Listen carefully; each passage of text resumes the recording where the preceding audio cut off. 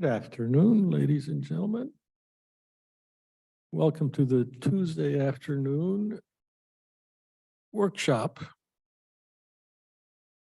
or a business meeting. I'm not sure what I'd call it.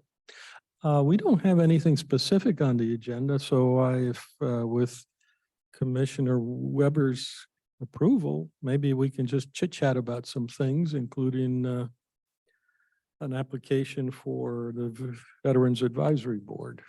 But let me hold up for a moment or two while he gets signed in.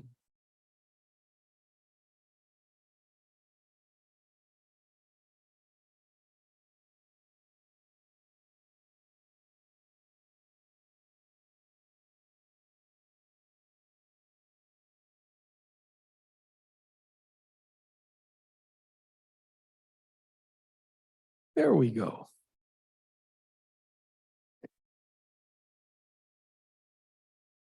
So one of our duties is to appoint people to the different advisory boards, and we have an application for the Veterans Advisory Board. Have you looked at it? Yes, I have looked at it. But I didn't recognize that it was Woody. It would, correct. So I am okay with him. Yeah. It is interesting to note, though, it has been a while since we've had any kind of a report about how the Veterans Advisory Committee is operating, what the needs are, what the recommendations are. And I was hoping perhaps to use this opportunity as to kind of make the request is, can we have an update on, what we're getting for the money that we spend on veteran services and other recommendations. The last time we had a discussion was a few years ago. And then I think it was in the midst of COVID when there was a request for an increase in the amount of money available for burial of departed vets. But in terms of the programs that happened at the various sites that we helped to finance, I haven't heard anything. Yeah, it's been a conservative group, even prior to what you just mentioned. There was a time when out of their tax, if you will, that went into the veterans, they had to pay their administrative costs. And after that, we talked about it as a board and we picked up that administrative fee. Jamie Hops has the account. Maybe you can see if she's willing to or able to come on board. The request that the board has a list of dollar amounts for various things, and you're correct. They did increase the burial amount. Mm-hmm. They did increase the collective amount that they give to people. Their policy is a hand up, not a constant drain handout. So they try to bridge the gaps and let the other services or agencies pick up where they should. Mm-hmm. So it's mostly viewed as an emergency stuff. Last I was talking to one of the board members, there was a question of the buildup of the reserves. They were coming along to be quite a fair amount. A fair amount is such a subjective term. Yeah, a fair amount is. Do we have 100% reserves based on what they collect each year, or 90% or 80 or? Yeah, no, good question. I'm trying to remember. I didn't come prepared to go into that, but it's my recollection is it's pretty close to 100%. I know that there were interesting efforts in the state legislature to exclude the property tax we collect for veteran relief from the 1% cap Oh, as a way of trying to provide a little more relief for local governments, but that doesn't seem to get much support in the legislature. you know, a very interesting thing about the Veterans Advisory Board is that they're very protective of their mission, and they hold people accountable. If you go in there and say, "Hey, I'm a vet," you'll have a conversation with them, and they may or may not fund you depending on whether you convince them this is an honest need or not. So it's not a perfunctory thing. And over the years, they've done a very good job. And you recall who the chairman is of the board now, right? Is it still Judge Stonier? It's still Judge Stone. Well, I know that he would not hesitate to contact us if there's some lingering, continuing financial problems. Correct. The amazing thing is here is no news is good news. So property tax lids being what they are, if money designated for the veterans is simply a savings account without an apparent need,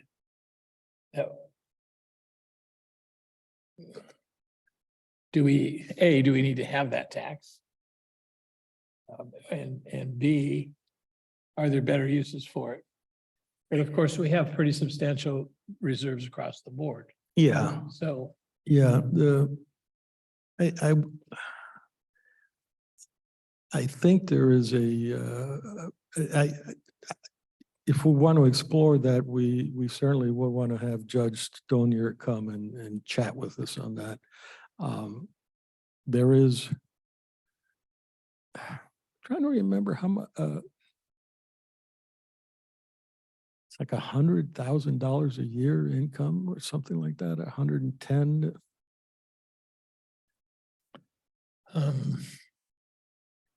Where's Jamie? Is she able to?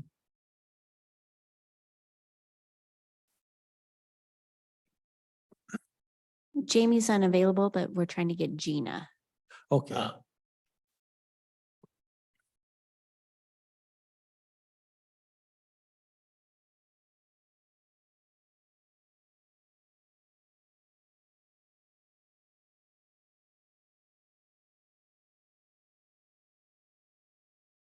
This is evidence that when there's this squeaky wheel, you pay attention. When there's no squeaky wheel, you don't change the wheel bearings. Mm. Which reminds me, have you ever pulled the wheel off on a car and re-greased the bearings?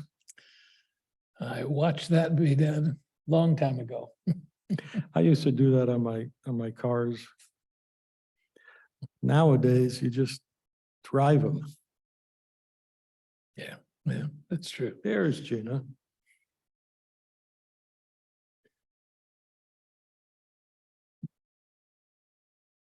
Gina, we're talking about the Veterans Advisory Board or the Veterans Relief Fund. And we're trying to remember how much money is currently in account and about how much we've been pulling in annually. Okay, give me 1 second. I actually have an email drafted ready to send to the board because we plan to have some discussion with you coming up about Veterans Relief Fund. Oh my gosh, Gina, you and I must be channeling because that's exactly what I brought up.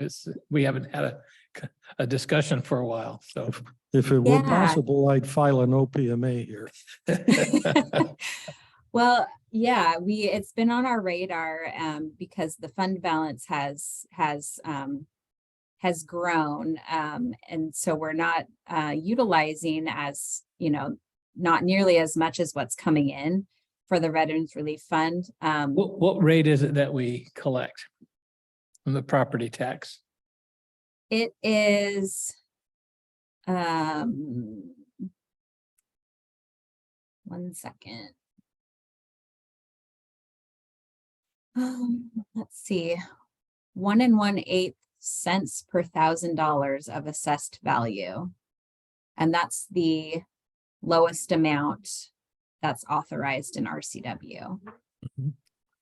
So just to be sure I heard right, it's a penny per thousand plus another eighth of a penny per thousand? 1 1/8 cents per $1,000 of assessed value. Yes, that's what I understand as well.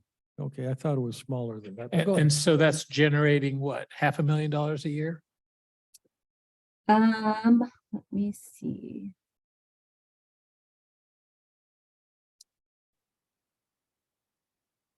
So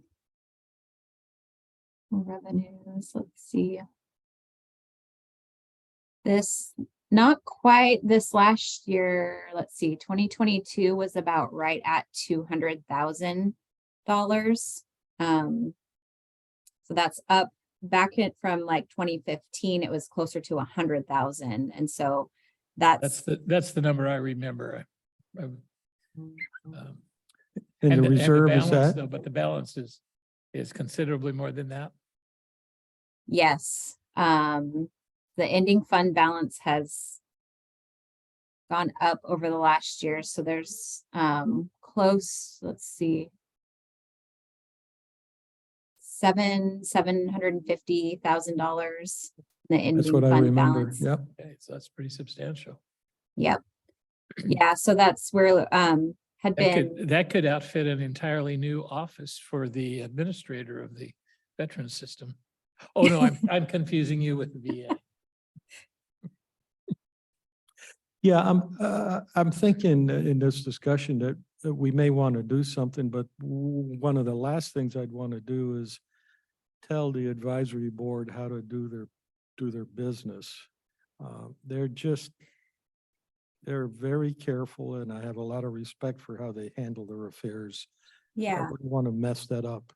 They have over the last few years, they've suggested increasing the assistance amounts. So that's one thing that's happened over the last few years. That's happened a couple times where they've increased, the food allotment, for example, or the different assistance caps that are in the policies and procedures. Yeah, they just did that a couple of months ago. Mhm. So, So are we still supporting 3 different locations, Kalama, yeah, but Ocean Beach Highway and First Street? yes, but under one house, under Judge Stonier, I believe we consolidated the management, if you will. But we do support the VRF locations, the VFW locations, the one in Kelso, the one in Kalama, and the one in Longview.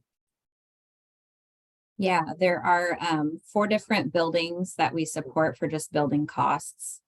The one in Kalama, Longview VFW, the Cowlitz County Veterans Service Center, and the DAV Disabled American Veterans building as well. And then I believe it's 3 out of those 4 help us actually process the applications when they have a veteran that comes in, and they help them fill out the application and get that to us.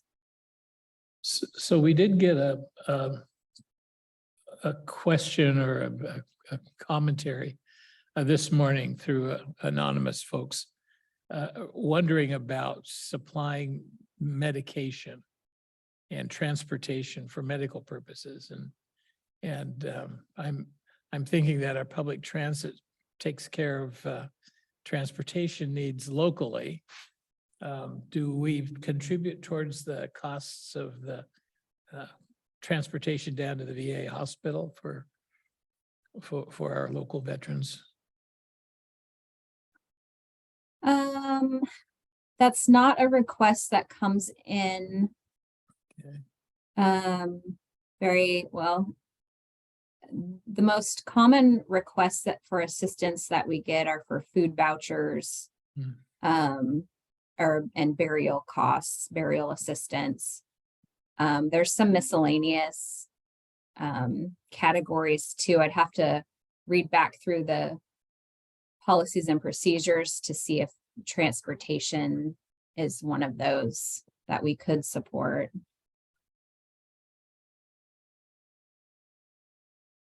There are some local options for transportation assistance. The other category that I don't think we've historically done is housing. I know that at one time there was an apartment complex downtown Longview that had been remodeled with an elevator, make it available for disabled vets. My assumption is that closed down after federal support went away.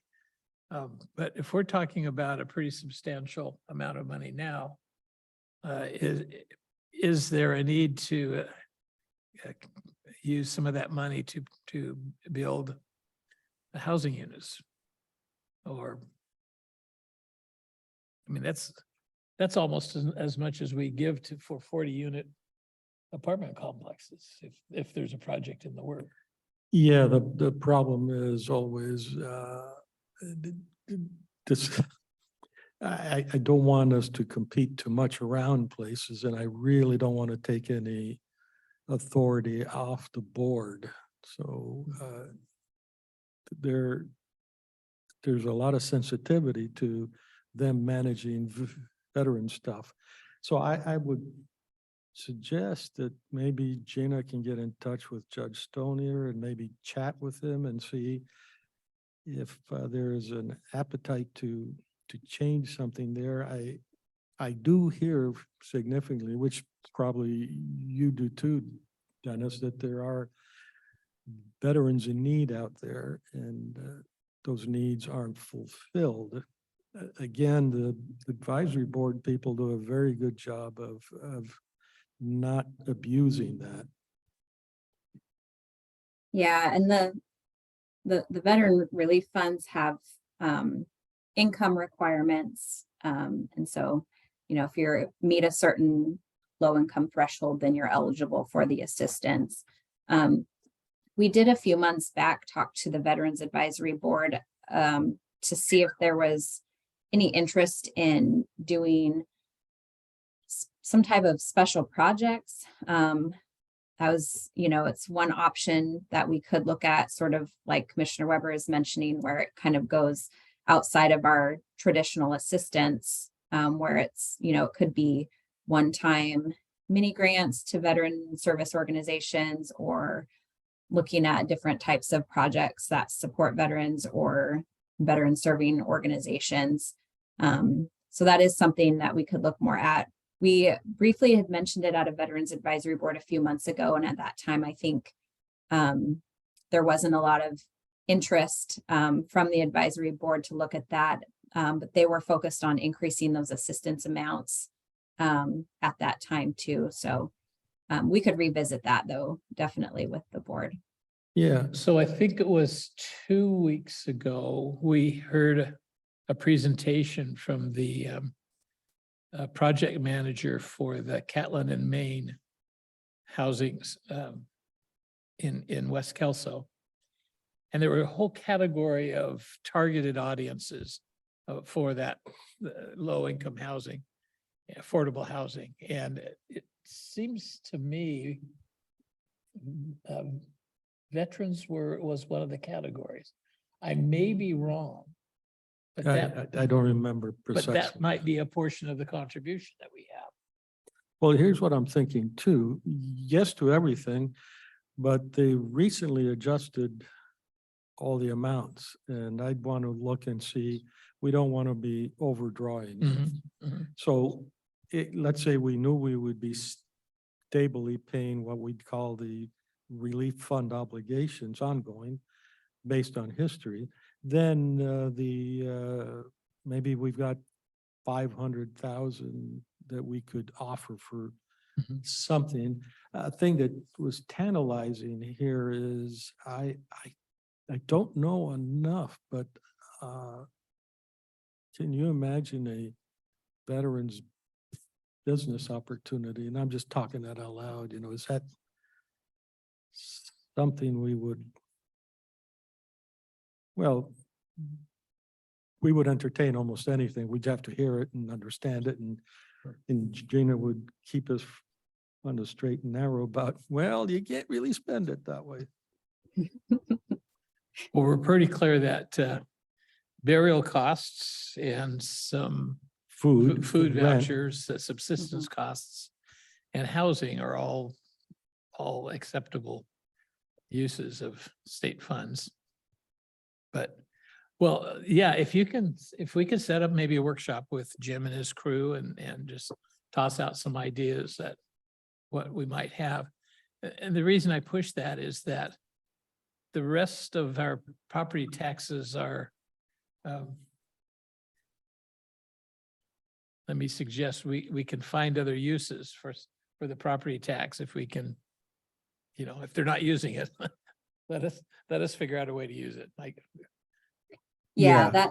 that was one of the things that we were looking at. I'm not a levy expert, so I don't know all the rules around that, but we've met once with Emily Wilcox to kind of learn more about how that works and whatnot. And I need to call and get a refresher from her because there might be some options there if we aren't able to utilize that particular funding in a certain way, then would the county be able to use it in other areas or as part of the general fund or something like that? So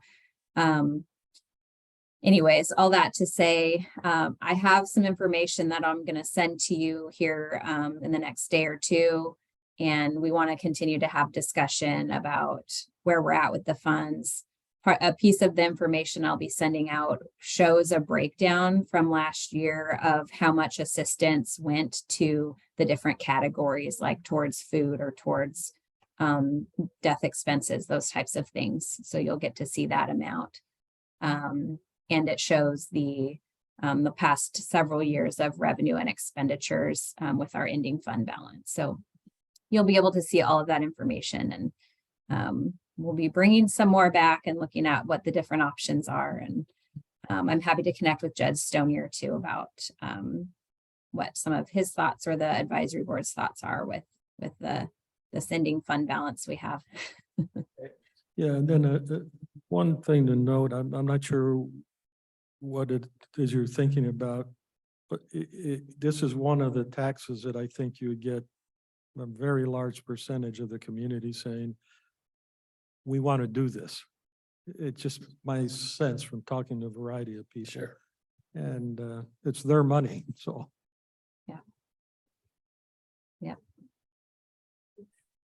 Well, it's the public's money. That's what I'm Yeah, saying. yeah. There is the pronoun, there goes the word pronoun now for the taxpayer. So with that in mind, I look at some other cost increases we don't have much control over. For example, health costs at the jail. We continue to scramble for coming up with funds that we need to deal with. So I'm looking at, if you switch things around a little bit. Yeah, can no, we- I understand. Can we have a little bit better cushion? Just thinking of different options and possibilities. By the way, you're on the LCC board. No, not LCC. No. Uh, I think you were thinking of a former commissioner that. Oh, yeah, okay. There was a veterans office at the LCC, and the Veterans Relief Fund didn't really know much about them, which puzzled me. Is there any relationship in there? Not that I'm aware of, but I know that we were trying to connect with that LCC office to see if we could learn more about what they do and how there might be a connection. Yeah, it might be, we always get requests for scholarships or something like that. And my own biased view is our soldiers in the Vietnam War were treated horribly. And there's something in my head that says there's an IOU there. Not Well, to look exclude all forward the to other the con- wars. We'll look forward to the conversation with the folks at the advisory committee. Okay, more to come. Watch your emails. Okay, thank you. Thank you. So I heard on the radio several times this week that the Long Beach City Council is considering the creation of a municipal park district. Yes, But my understanding is that that would have a 50 cent per thousand maximum tax levy, property tax levy would have to be approved by the citizens in a vote. And it just got me to thinking we're always concerned about funds for our own recreation and parks program. I don't know if kind of joining that so that there's one regional parks board makes sense. So that it's out from underneath our responsibilities. With their own yeah. definite limit. In a simple boiled down answer, I would be not in favor of that certainly not in favor for the regional one. I'm much more in favor rather than formalizing things. The puzzlement for me is we've got things like Scott Hill Park, Rister, and Growing Moors. And there's always discussions of each of them wants us to fund them for something because it's going to bring in more this or that. And it's typically league championships of some kind or the tournaments. And they're competing against each other. So that's something we might want not to. It costs a lot of money to make one A1 class facility, and to do 3 probably isn't the right thing to do unless it's funded by the private folks. The district park discussions I've seen for Longview are like pretty strongly negative in terms of the taxes. Everybody's for it, but nobody's going to want to Pay for it. Yeah. want to pay for it. You've never heard that before, have you? Well, we have explored a regional parks board, but only including basically the boundaries were synonymous with the Port of Longview boundaries. Yeah. And I mean, Elsa was all for it because they think they can fund their library if they free up funds that they currently put towards parks. When We would want to make sure that a regional district would include the gun range. yeah. I look at the central operation like the Port of Kalama, and boy, is my hat off to them. They do Haydu Park, which is not contiguous with the port. Right.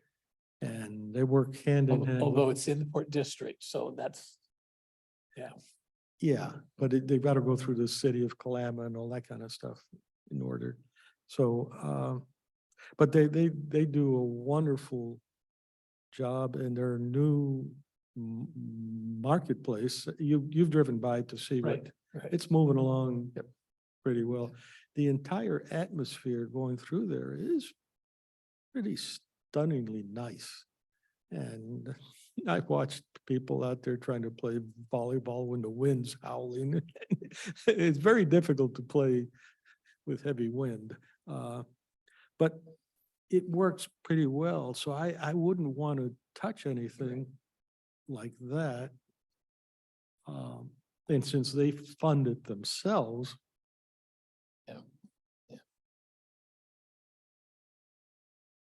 anyway, it was an idea to contemplate, because they can't go anywhere if there's not if there's not support from the voters, so. Right, right. There are some things where I see, if it were possible, the sharing of equipment. And that's always a difficult thing. One, you got to transport the equipment. But some of the mowers for the big grass fields, pretty spendy. Of course, they don't do very well on the turf, on the astroturf, but Particularly not AstroTurf. yeah, exactly. And so it would be nice if there were a closer. I feel frequently that we don't feel like we're all the same family. And I typically feel like we're all the same family. Well, interesting story. One of Commissioner Dahl's predecessors got to looking at the books and the ending fund balances of cemetery districts. Oh, And some cemetery districts are much more liquid, yeah. and others can hardly afford to mow the lawn. And he proposed a consolidation and a sharing, and we are not one family. I mean, there were all that was one of the reasons he got hounded out of office. They did not want people messing with their fund and their cemeteries. Yeah, that's unfortunate, understandable, unfortunate. Which is also important to note, because if there is a regional that goes beyond the city limits, it is a threat to the taxing allocation formula, because it's another 50 cents taken out of what's available for all the junior taxing districts. And Yeah. there's the prorating of the millage rates is critical. And I think when we shifted, you might remember from one of the years, we actually had to pay some of that money to one of the cemetery districts. That cemetery districts are kind of at the bottom of the priority list, and they weren't able to collect all their money because we shifted taxes, which raised the levy rates across the board. And yeah, so. If I could, I would explain that's for the public, but Emily has basically accused me of being a Neanderthal, because every time there's a question like this, I go to her and ask her, because it's too nonsensical and arcane, and I don't want to memorize it. And besides, I memorize it and it changes. Oh, that is true. That is true. And one of the changes might also have been access to sales tax. And yeah, and I can't remember if I heard sales tax or just property tax. But if it's a question of sales tax authority, that changes the formula, because then county residents who are shopping inside the city are paying taxes for city parks. And Yeah, I don't, in a situation where, how to say this, there are probably actions that I do with my spouse that accumulate over time, and then one day there's a blow up because the straw that breaks the camel's back. And if we treated each other in a more reasonable fashion, and we're willing to talk about things in a more reasonable fashion, there will be less sensitivity and more cooperation. I remember the shock for me when I first came on was, to me, money is fungible. It's paid by the taxpayer, right? And yet we're playing games because we have to, based on categories and this and that. And that doesn't inspire confidence and understanding. so it'll be interesting to see the discussions with the city of Longview, if they're scrambling for money. Is that coming? Are they talking about that this evening? I think they might be. I think so. That's why it was on the morning. Are you radio going? news. Yeah. Those folks are elected by their voters, and they've got enough challenges rather than trying to feel like they're having pressure from other electeds, but yeah, I tend to avoid over committing myself on meetings. Yeah, Although I will tell you, this weekend I was in Long Beach. And we have part interest in a cabin out there, and it's in a homeowners association. So I went to their annual board meeting. And now be nice. holy smokes, it was an embarrassment. There had been some discontent. The demographics of the development have changed. There are more full-time residents who get resentful because the whole development is chock full of covenants and restrictions on what you can do with your property, particularly governing tree heights, because everybody wants a view. And trees tend to grow and block other people's views. And so the homeowners association has authority by agreement to monitor and adjust those tree lengths. And that's been very controversial. So was very obvious. There's a lot of upset against the Board of Trustees. And so it's interesting with the turmoil. They chose a location to have lots of people, and it happened to be in a church. Didn't slow people down at all. They were screaming and yelling at the board, calling for points of order when really they needed to have challenged appealed the decision of the board.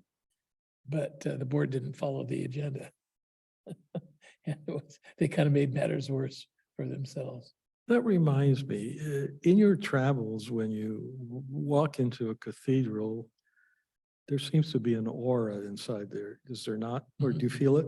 Yeah, so you would be very reluctant to be yelling, shaking fists or anything like that. Well, this was a Baptist church, and definitely not a cathedral. So, Okay. so it,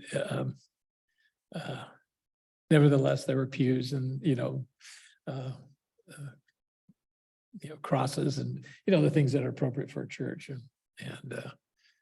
And they were so rude to each other. Did you get to see a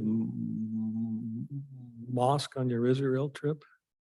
Yes, we did the Dome of the Rock. Mosque. Inside? Yeah. Yeah.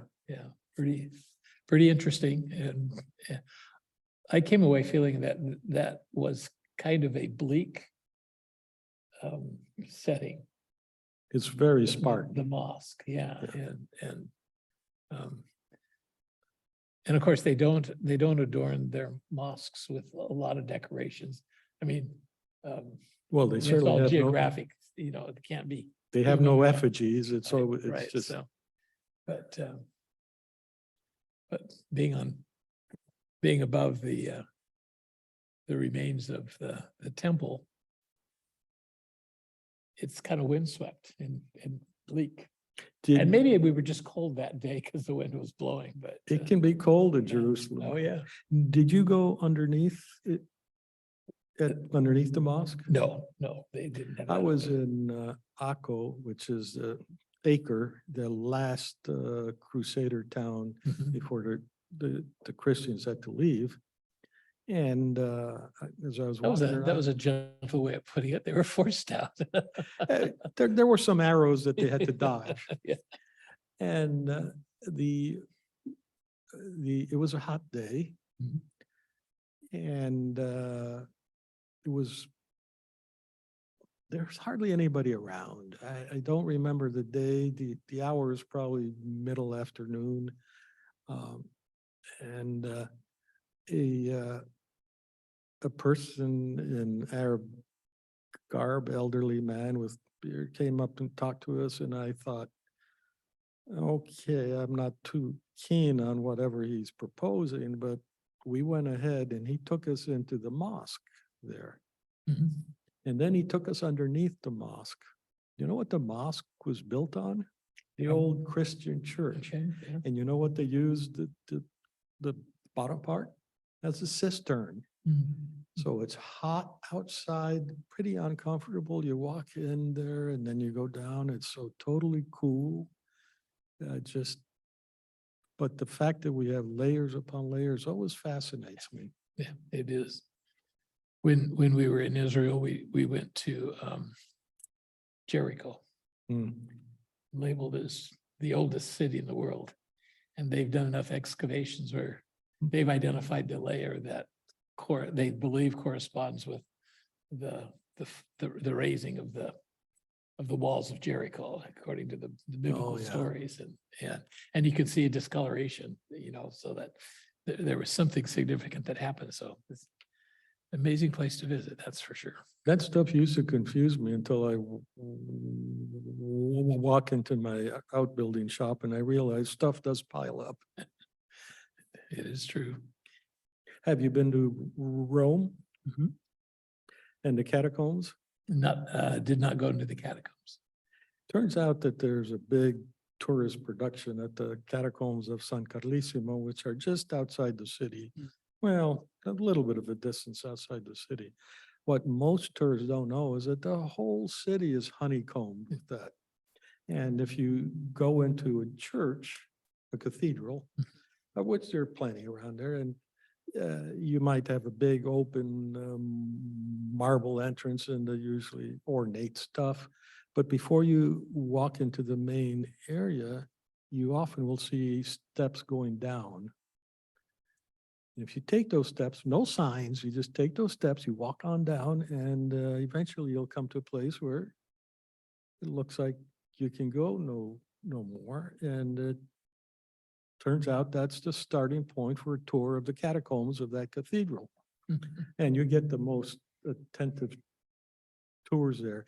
And for most Americans, they don't realize the magic of the English language because your tour guide is going to be able to speak English, even though very few American tourists go there, say, because they're going to San Carlissimo, which is so well advertised. And that is pretty neat. The common language is definitely English. And that came about without any mandates. You remember Esperanto was going to be the common language? Yeah, no, it didn't happen. How far did that go? Not very far. No nation adopted it, so I beg your pardon? no nation that ever adopted it as their national language, which you'd pretty much have to have at some point. Yeah.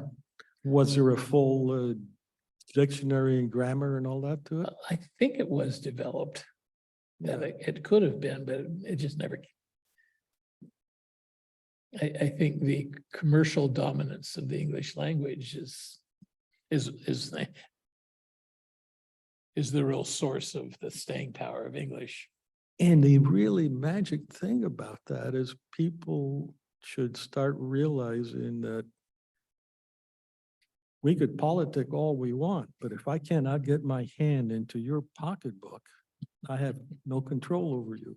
So economics, there's a 3-volume history of American history by Murray Rothbard. Have you read it? Murray Rothbard was a singularly amazing individual. He's been dead now for some 20 years, probably. He was last at the University of Las Vegas, of all places. Very fantastic speaker. He was an associate at one time of Ayn Rand. Goes back a ways, I guess. So I don't see any hands up.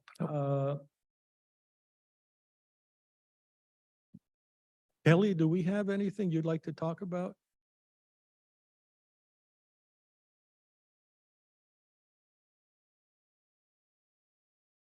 Not anything specific. I just a reminder that there is committee openings. We have it on our website. If Can you speak into it more aggressively? There you go. we have committee openings, it's on our website. You'll be able to see what openings are available and also the applications. The link to that is on there. You can print it and mail it in. or email it to us. What are the three? What is sorry, I didn't hear The you. there are three committees that have openings. There's quite a bit of committees.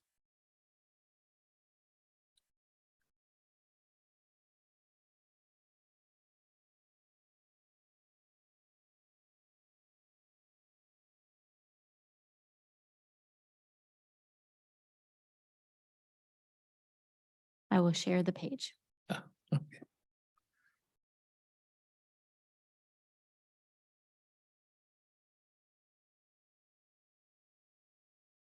Usually when we have needs for the planning commission, the commission chairman's on our backs for an appointment, doesn't he?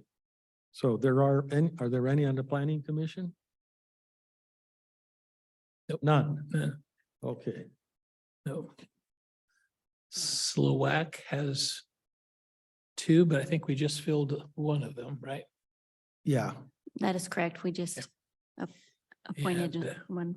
In the Veterans Relief Fund, or the Veterans Advisory Board, we just added one. Right, I think we just approved Woody. Yeah. But there's still one opening there.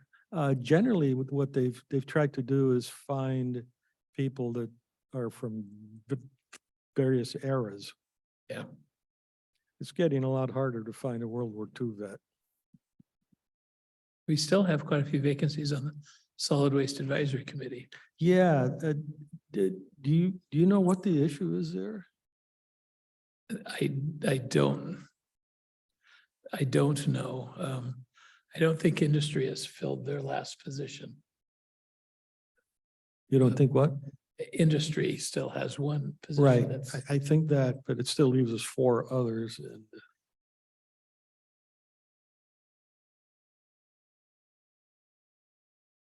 oh, Building and Planning Advisory Council has a vacancy. oh, And out in Yale Valley, Library District needs one position. yeah. Ought to talk Christie into applying. Doesn't she live out there? Yeah. Yeah, you're talking about the Christie Tsew? Mhm. Yeah.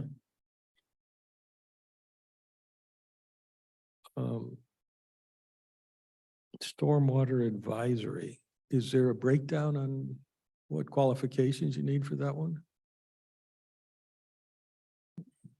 I'll pull up their website. Give me a second.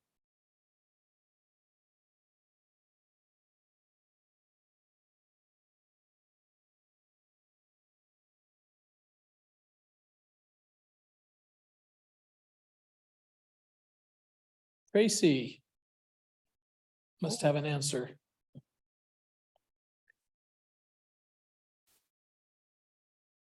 Tracy, did you have your hand up? It looks like you do. Speak to us.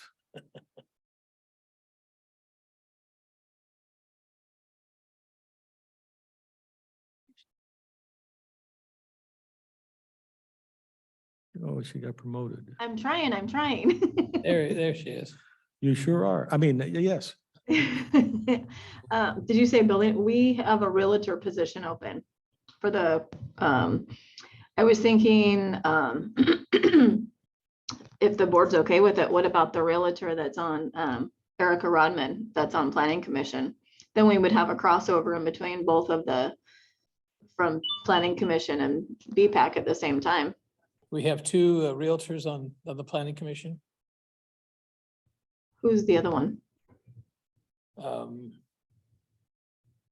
Is it John Peters and Rodman? There's Erica's on there. I know that. Yeah. I'd have to look at who's on the Planning Commission. I was just thinking that we could utilize and have kind of a rover in between both of the different committees.